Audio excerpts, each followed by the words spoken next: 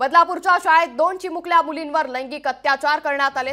बदलापूरच्या घटनेवरून आता पालकांसह नागरिक आक्रमक झाले। नागरिकांनी बदलापूर स्टेशनवर रेल रोको आंदोलन केले।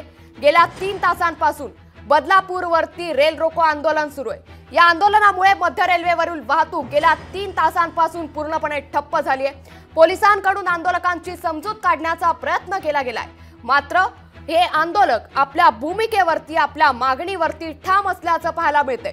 पीडित मुलीला न्याय द्या अशी मागणी आता हे नागरिक आणि हे पालक करतायत। त्याचबरोबर बदलापूरच्या घटनेची सखोल चौकशी करण्याचे मुख्यमंत्री एकनाथ शिंदे यांनी आदेश दिलेत। मुख्यमंत्री शिंदेंकडून कडक कारवाई करण्याचं आश्वासनही देण्यात आलंय। आंदोलकांना पांगवण्यासाठी पोलिसांकडून अश्रुधुराचा मारा करण्यात येतोय। गेल्या 3 तासांपासून बदलापूर रेल्वे स्टेशनवरती आंदोलकांनी ठिय्या आंदोलन मांडलंय आणि आता त्याच पार्श्वभूमीवर पोलीस देखील आता अश्रुधुराचा मारा करताना पाहायला मिळतायत। आंदोलकांनी रेल्वे सेवा ठप्प केली आहे। गेल्या 3 तासांपासून बदलापूर रेल्वे स्थानकावरील रेल्वे सेवा ही पूर्णपणे ठप्प झाली आहे। आता आंदोलकांना पांगवण्यासाठी पोलिसांकडून अश्रुधुराचा मारा करण्यात येतोय। या घडीची मोठी अपडेट बदलापूर घटने प्रकरणातील आंदोलकांना पांगवण्यासाठी आता पोलिसांकडून अश्रुधुराचा मारा करण्यात येतोय। बदलापुरातील आंदोलन हे सध्या चिघळल्याचं चित्र पाहायला मिळतंय, कारण आंदोलक हे आपल्या भूमिकेवरती ठाम आहे। पीडित मुलीला न्याय मिळालाच पाहिजे या मागणीसाठी बदलापूरकर नागरिक आणि त्याचबरोबर पालक हे बदलापूर रेल्वे स्थानकावरती आक्रमक झाल्याचं पाहायला मिळतंय। आणि आता रेल्वे स्थानकावरील ही गर्दी पांगवण्यासाठी या आंदोलकांना पांगवण्यासाठी पोलिसांकडून अश्रुधुराचा मारा करण्यात येतोय। ही थेट दृश्य आपण पाहतोय बदलापूर मधून। आता नागरिकांना पांगवण्यासाठी पोलिसांकडून अश्रुधुराचा मारा हा करण्यात येतोय। आंदोलक हे बदलापूर स्थानकावरती आक्रमक झाले होते। त्यांनी गेल्या 3 तासांपासून रेल्वे रोको आंदोलन करण्यात आलं होतं आणि आता या गर्दीला पांगवण्यासाठी या नागरिकांना पांगवण्यासाठी पोलिसांकडून अश्रुधुराचा मारा हा करण्यात येतोय।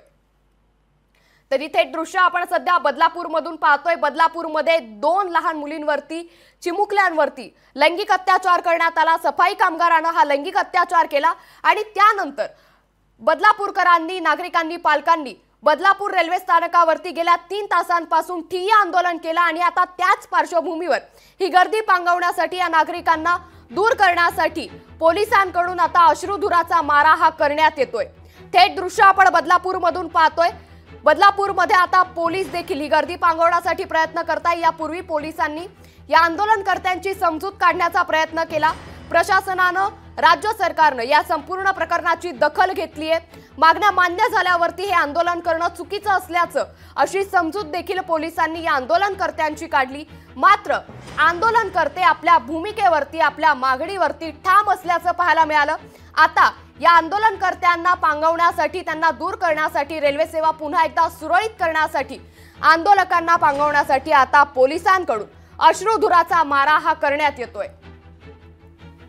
तरी थेट दृश्य आपण सध्या बदलापूर मधून पाहतोय। बदलापुरातील वातावरण हे सध्या चिघळल्याचं चित्र पाहायला मिळतंय। बदलापुरात गेल्या 3 तासांपासून आंदोलनकर्त्यांनी रेल रोको केला होता, त्यामुळे रेल्वे सेवेवरती मोठा परिणाम झाला। गेल्या 3 तासांपासून बदलापूरची रेल्वे सेवा ही पूर्णपणे ठप्प झाली आहे आणि आता त्याच पार्श्वभूमीवर आंदोलकांना पांगवण्यासाठी पोलिसांकडून अश्रुधुराचा मारा करण्यात येतोय। बदलापूरच्या एका शाळेमध्ये 2 अत्यंत लहान मुलींवर जे अत्याचार झाले ते अत्यंत घृणास्पद आहे, क्लेशदायक आहे, संतापजनक आहे। आणि हे झाल्यावर बदलापूरमध्ये प्रचंड मोठा नागरिक उद्रेक देखील आपण पाहतोय। परंतु शासनाच्या वतीने मी सांगू इच्छिते की कोणालाही यातून क्षमा केली जाणार नाही। मुख्यमंत्र्यांनी आदेश दिलेत फास्ट ट्रॅक कोर्टमध्ये ही केस चालवायची। उपमुख्यमंत्री असतील, केसरकर साहेब जे शालेय शिक्षण मंत्री आहेत, त्यांनी सर्व जे पुण्यातले जे शाळेसंबंधी जे अधिकारी आहेत ते सगळे तिकडे दाखल झालेले आहेत आणि कोणालाही क्षमा केली जाणार नाही।